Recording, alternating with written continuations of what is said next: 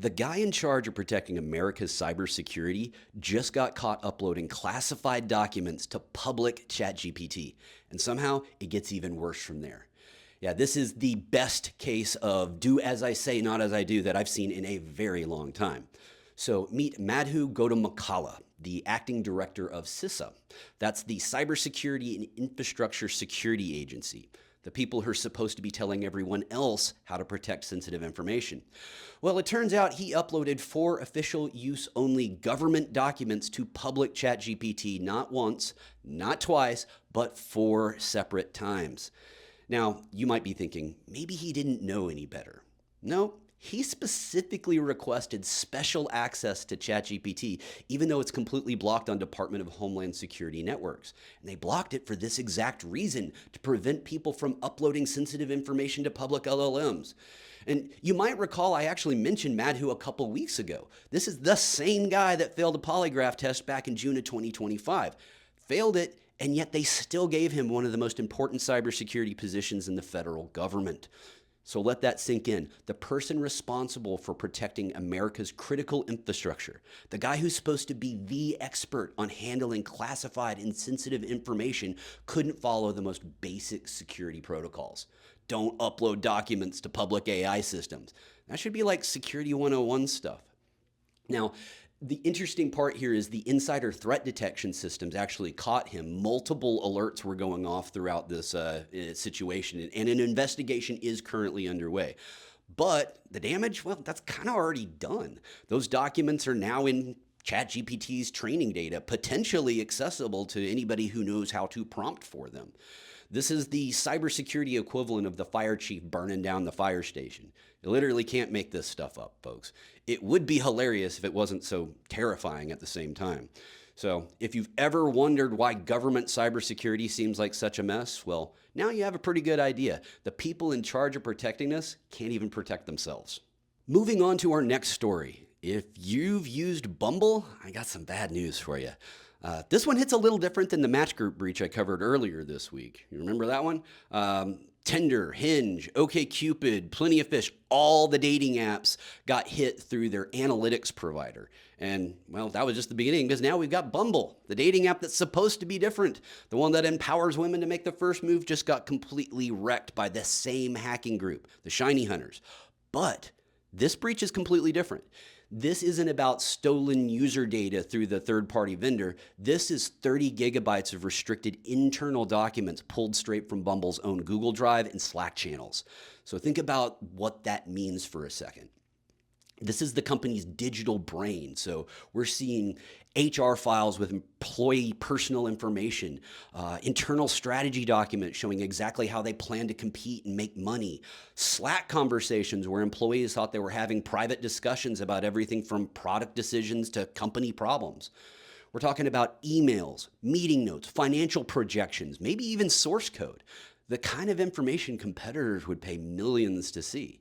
The kind of information regulators would be very interested in seeing. This is the kind of information that could destroy a company's reputation if the wrong conversations came to light.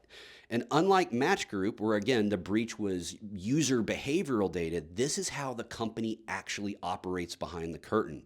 What they know about their security weaknesses, how they handle user data internally, what they really think about privacy, all of it potentially exposed.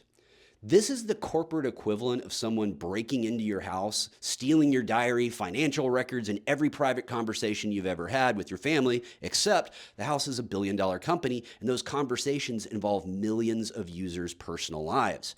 Now, if you could follow cybersecurity trends, you'll notice that threat actors tend to focus on one industry vertical at the time.